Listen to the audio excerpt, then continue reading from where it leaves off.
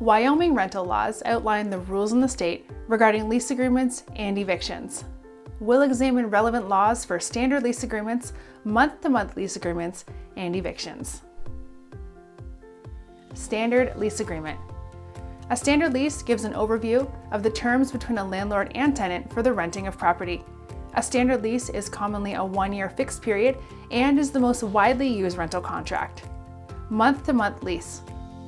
A month-to-month lease, also called a tenancy at will, is an agreement between a landlord and tenant that renews automatically every month and terminates upon notice by either party.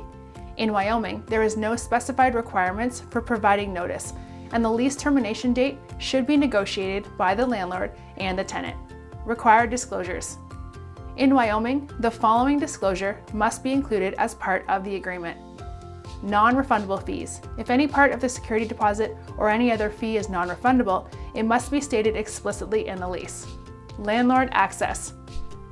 In Wyoming, landlords are not required to provide tenants notice before entering their property for repairs or non-emergency reasons.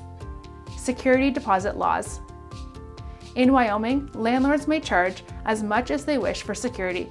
The deposit must be returned to the tenant within 30 days of lease termination or 15 days of receiving the tenant's forwarding addresses, whichever is later.